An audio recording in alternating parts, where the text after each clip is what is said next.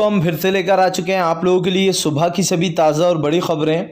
एक एक कर आपको सारी खबरों की जानकारी देंगे आज देश दुनिया में क्या कुछ हो रहा है। दरअसल दोस्तों, सबसे पहली जो बिग ब्रेकिंग न्यूज़ आ रही है, उत्तर प्रदेश के चुनाव टलने पर भड़के अखिलेश यादव। बोले बीजेपी के कार्यक्रमों में भीड़ों की कोई कमी नहीं और जो है यहाँ पर चुनाव से फैल जाएगा कोरोना। इसके बारे में आपको विस्तार से बताएंगे।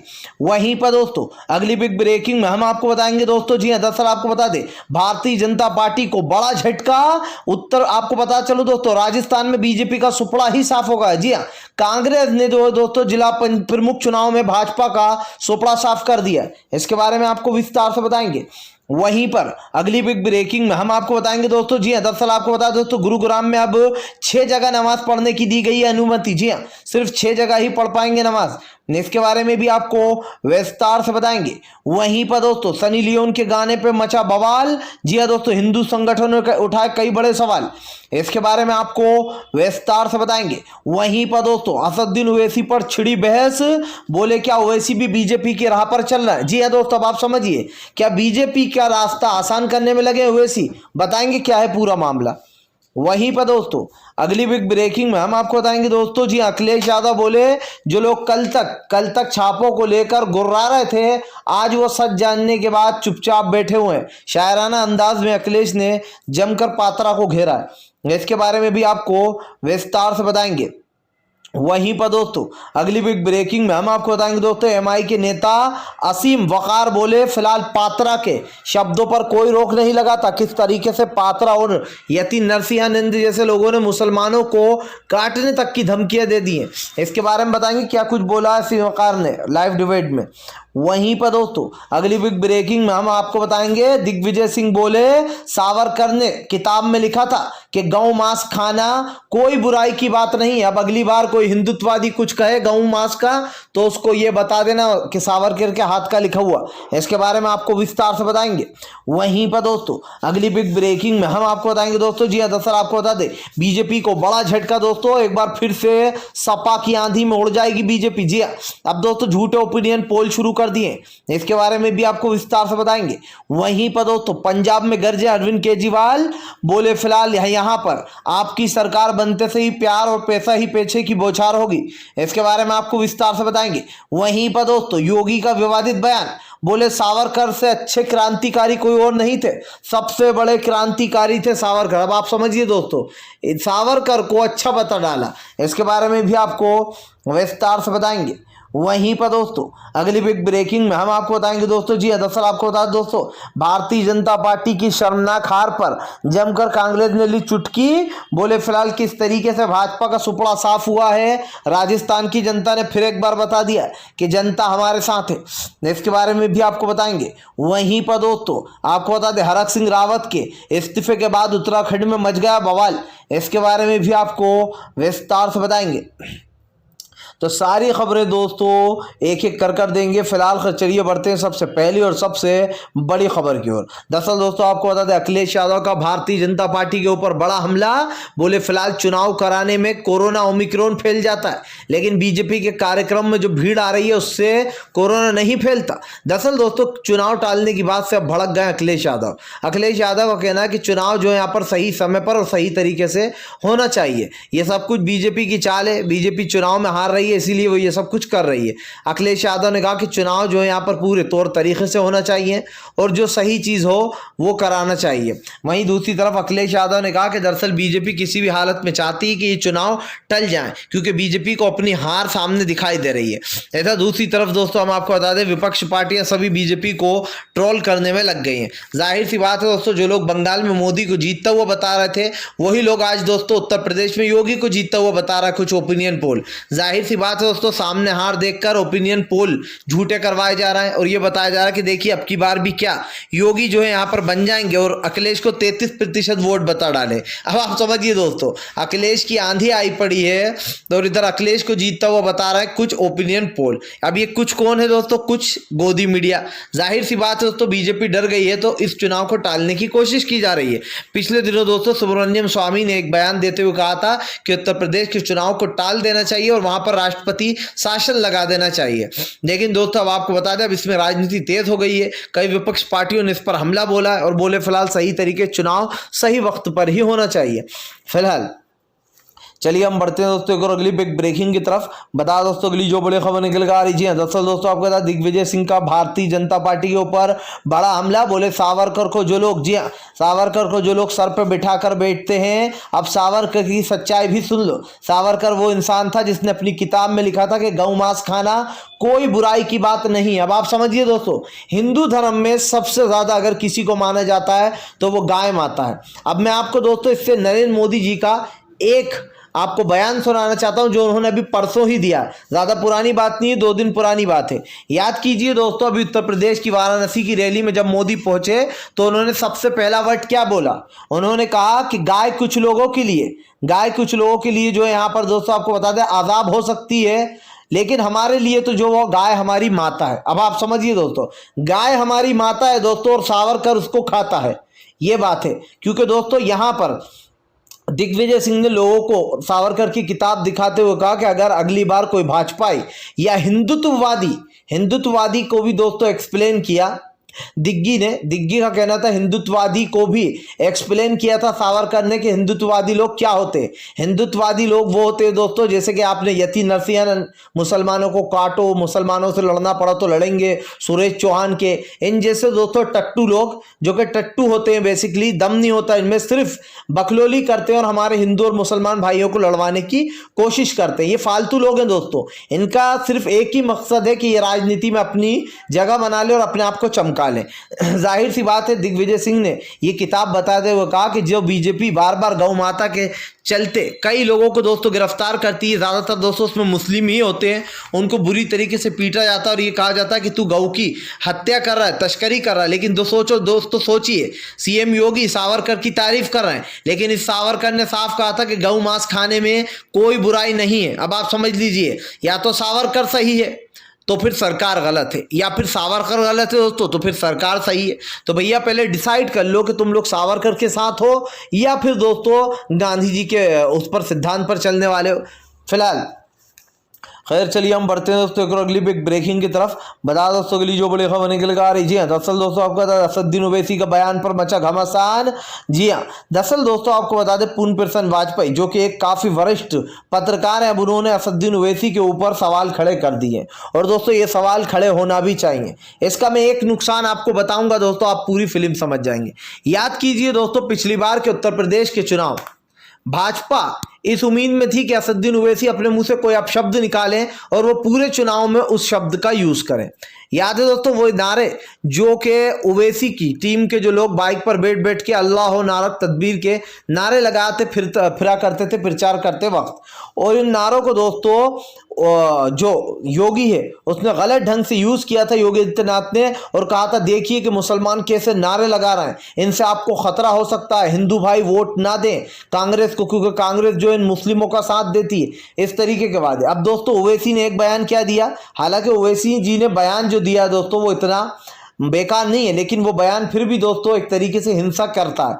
आप देखिए ओवैसी ने कल कहा था कि फिलहाल याद रखो हमेशा मोदी और योगी नहीं रहने वाला, ना मोदी प्रधानमंत्री रहने वाला है, वो कहीं पर पहाड़ों में चले जाएंगे, ना योगी हमेशा यहाँ का जो है सीएम रहने वाला है, वो भी चला जाएगा किसी ना किसी दिन, फिर तुम्हें कौन बचाएगा हमसे, मुसलमान इसीलिए चुप बैठा है। लेकिन ये उन्होंने किसके लिए कहा, पुलिस वालों के लिए। लेकिन दोस्तों इस सवाल को घुमा फिराकर हिंदू मुसलमान पे लाएगा, जिसके बाद दोस्तों अब ओवैसी के इस बयान पर मुस्लिम समुदाय काफी नाराज है, क्योंकि दोस्तों याद कीजिए कि आप पिछली बार के जो चुनाव लड़े थे वो ओवैसी का एक बयान उड़ाकर ही लड़े गए थे, और जानबूझकर लोगों के मन में ये भ्रम डाल दिया जाता है कि भैया सरकार आ गई किसी की, कांग्रेस की या किसी और की, तो ये मुसलमानों का सपोर्ट करेंगे, हिंदू भाइयों को खतरा है। जबकि दोस्तों इतने साल से हिंदू भाई रह रहे हैं, मुस्लिम रह रहे हैं, कुछ ऐसा नहीं हुआ। इस तरीके की फालतू की बातें फैलाना ये बीजेपी का काम है, आप समझिए दोस्तों। लेकिन ओवैसी को दोस्तों इस तरीके के बयानों पर रोक लगना चाहिए। यति नरसिंहानंद और दोस्तों सुरेश चौहान के जैसे मुसलमानों को काटने की बात करते हैं, बच्चों के हाथ में हथियार देने की बात करते हैं, ये लोग कहते हैं कि अगर हमें मारना और मरना पड़ा तो हम मुसलमानों को मार भी देंगे, इनका मतलब यही होता है दोस्तों। तो आज जिस तरीके की घृणा फैलाई जा रही है, इस तरीके की हिंदू महासभाएं रखी, संसद लग रहा है दोस्तों, और उसमें बड़े फैसले लिए जा रहे हैं, मुसलमानों को मारने पीटने की बात की जा रही, लेकिन आज भी वो लोग आराम से घूम रहे हैं। दोस्तों मैं आपको अभी लिख के देता हूँ, FIR से कुछ नहीं होने वाला है। इन जैसे लोग दोस्तों गंदी नाली के कीड़े होते और ये गंदी नाली में ही जाकर खुश होते।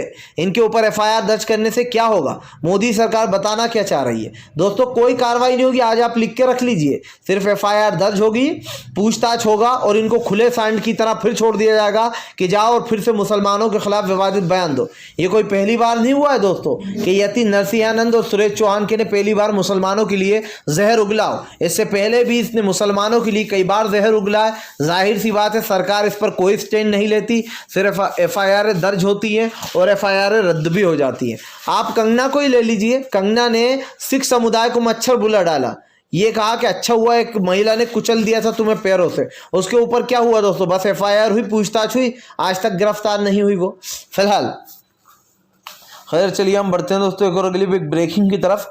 बता दोस्तों अगली जो बड़ी खबर निकल कर आ रही है, हरक सिंह रावत के इस्तीफे के बाद दोस्तों उत्तराखंड में दोस्तों मचा जी हड़कंप। दरअसल दोस्तों आपको बता दें कि यहाँ पर उत्तराखंड में बीजेपी के दिग्गज नेता हरक सिंह रावत ने कल अपना इस्तीफा मुंह पे फेंक दिया बीजेपी के, जिसके बाद दोस्तों भाजपाइयों में भगदड़ मच गई। आपको बता दोस्तों मंत्रिमंडल के विस्तार के बाद से बीजेपी जमकर निशाने पर आ गई है लोगों के। जी हाँ, दरअसल दोस्तों आपको बता दें उत्तराखंड के सबसे मजबूत नेता हरक सिंह रावत ने मंत्री जी ने कल अपना इस्तीफा दे दिया। बताया जा रहा है कि स्कूल की शिक्षा को लेकर कुछ नाराज चल रहे थे, जो उन्होंने चीजें बताई थी बीजेपी को, उस पर काम नहीं चल रहा था, जिसके बाद हरक सिंह रावत को गुस्सा आया दोस्तों, उन्होंने बीजेपी के मुंह पर दे मारा। जाहिर सी बात है दोस्तों सरकार और किसानों के बीच में बात नहीं बनती है।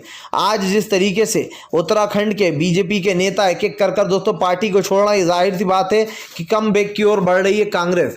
दोस्तों इस बार उत्तराखंड में कांग्रेस की सरकार बन रही है, कर्नाटक में भी कांग्रेस की सरकार बन रही है और दोस्तों पंजाब में और राजस्थान में भी कांग्रेस ही बाजी मारेगी। आप अभी लिख के ले लीजिए, क्योंकि जिस तरीके से जगह जगह बीजेपी को करारी हार मिल रही है। अब उत्तराखंड में दोस्तों जिस तरीके से हरक सिंह रावत ने अपना इस्तीफा थमा दिया बीजेपी को, आपको क्या लगता है कि इनकी पार्टी के अंदर ही दोस्तों फूट मच गई है? जबरदस्त तरीके से बीजेपी के एक एक नेता दोस्तों दिग्गज तरीके से अपना इस्तीफा दे रहा है और बीजेपी को घेरने में लग गए हैं।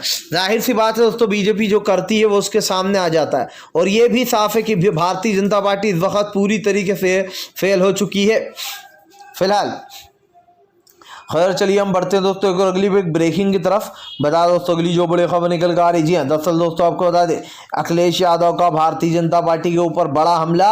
बोले जो लोग कल तक ढिंडोरा पीट रहे थे 2 करोड़ 37 लाख का, जी हाँ 237 करोड़ का, आज वो चुपचाप बैठे हुए हैं। दरअसल दोस्तों आपको बता दें संबित पात्रा ने ये इतर वाला मामला उठाते हुए जो यहाँ पर ये आरोप लगाया था कि फिलहाल देखिए कैसे पीयूष जैन के यहाँ से इतने करोड़ों का धन निकला, काला धन, कि मशीनें कम पड़ गई और इसमें कहीं ना कहीं सपा का हाथ है। सपा के लोग हैं जो कि दूसरों जनता का पैसा अपना कहते हैं। ये संबित पात्रा ने ट्वीट किया था, जिसके बाद दोस्तों अखिलेश का इनसे कुछ भी लेना देना नहीं निकला।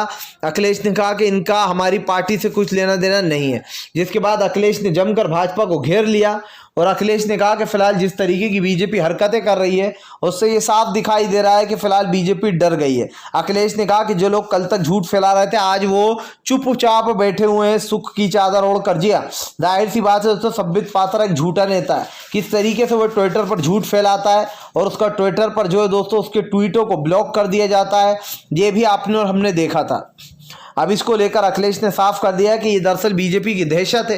बीजेपी को साफ दिखाई दे रहा है कि वो उत्तराखंड में चुनाव हारती हुई नजर आ रही है उत्तर प्रदेश में, इसीलिए अब बीजेपी बौखला रही है। जाहिर सी बात है दोस्तों झूठे सर्वे कराए जा रहे हैं। बंगाल की तरह जैसे बीजेपी को जीतता हुआ बताया जा रहा था, वैसे ही अब योगी को जीतता हुआ बताया जा रहा है। दोस्तों बीजेपी की नींद उड़ने वाली है और इस बार उत्तर प्रदेश की आंधी बदल गई है। फिलहाल खैर चलिए हम बढ़ते हैं दोस्तों एक और अगली बिग ब्रेकिंग की तरफ। बता दोस्तों अगली जो बड़ी खबर निकल कर आ रही है, दोस्तों आपको बता दें MI के नेता असीम वकार ने उड़ाई भाजपा की धज्जियां।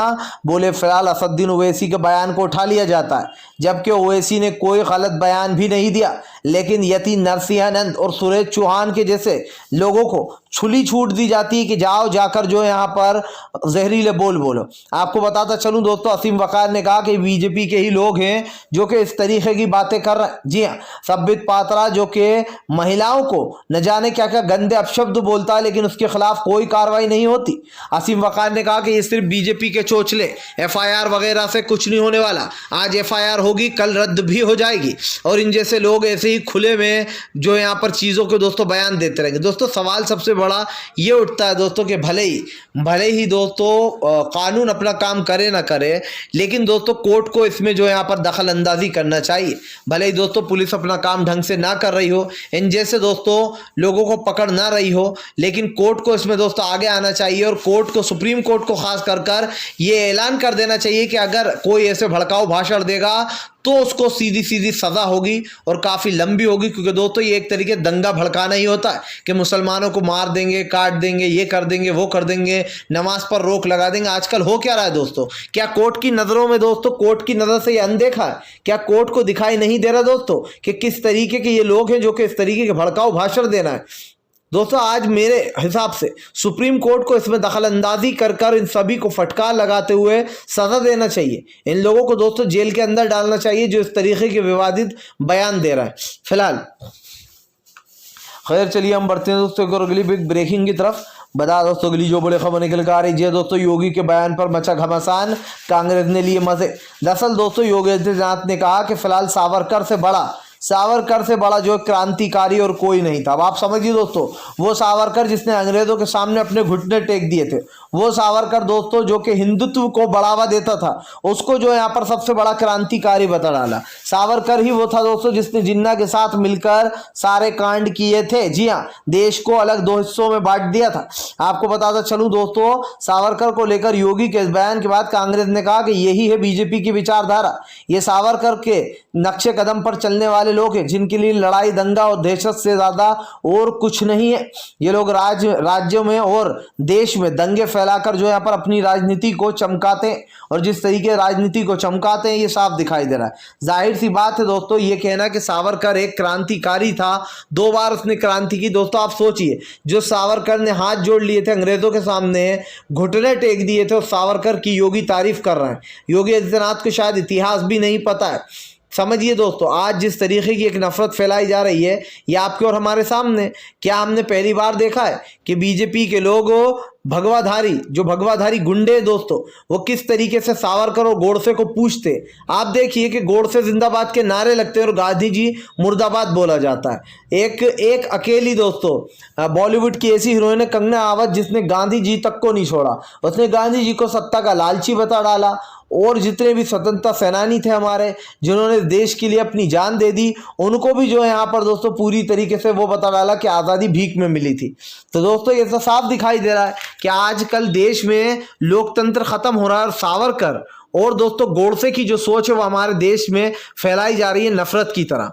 दिग्गी ने भी इस पर सवाल उठाए, और दिग्गी ने साफ कहा कि 2024 में इन लोगों का सफाया करना होगा। इनसे डरो मत, इनका मुकाबला करो, ये कुछ नहीं कर सकते तुम्हारा, ये सिर्फ बोल बच्चन है और बोलते रहेंगे। दोस्तों आपने वो देखे होंगे मच्छर कान पे पिनपिनाता तो है दोस्तों, लेकिन हाथ पड़ने के बाद वो दूर चला जाता है। पिनपिनाने के डर से दोस्तों काटने के हाथ देखकर वो काटता नहीं है, वो डर कर भाग जाता है। तो ये दोस्तों वही पिनपिनाने वाले मच्छर है जो पिन तो करते हैं लेकिन कुछ कर नहीं सकते। बेसिकली दिग्गी का ये कहना है। फिलहाल खैर चलिए हम बढ़ते दोस्तों एक और अगली बिग ब्रेकिंग की तरफ। बता दोस्तों अगली जो बड़ी खबर निकल कर आ रही, केजरीवाल का बड़ा ऐलान। बोले अगर पंजाब में सरकार बनी तो पैसों की बारिश होगी और प्यार ही प्यार होगा। जी हाँ, दरअसल दोस्तों अरविंद केजरीवाल ने पंजाब में बड़ा ऐलान कर दिया। अरविंद केजरीवाल का कहना है कि फिलहाल अगर आपकी सरकार बन गई तो पंजाब में जो यहाँ पर प्यार ही प्यार और पैसों की बौछार होगी। अब बताइए, पैसों की बौछार होगी तो भैया कौन कौन लूटेगा? क्योंकि केजरीवाल ने तो बड़ा ऐलान कर दिया। हालांकि अरविंद केजरीवाल की राजनीति काफ़ी अच्छी मानी जाती है दोस्तों, जो दिल्ली में जिस तरीके से उन्होंने काम किया है।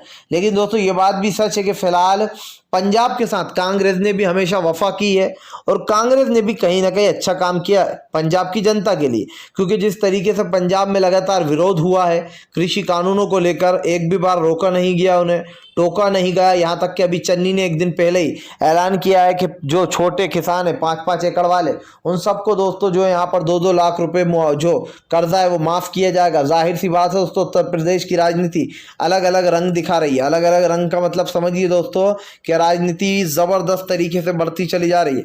अब भारतीय जनता पार्टी के बुरे दिन आ गए। फिलहाल तो यही है दोस्तों कि अब पंजाब में किसकी सरकार आएगी ये तो आने वाला वक्त ही बताएगा। लेकिन अगर आपको हमारा वीडियो पसंद आया हो तो इसको लाइक ज़रूर कीजिएगा। चैनल पे पहली बार आए तो सब्सक्राइब कीजिए, पास में एक घंटी आएगी उसको भी दबा दीजिए, ताकि हमारे हर वीडियो की जो अपडेट है दोस्तों वो आपको मिल पाए और आप इस तरीके की सच्ची न्यूज़ों से जुड़े रहें और गोदी मीडिया से हमेशा बच के रहें। सच का सामना करें और सच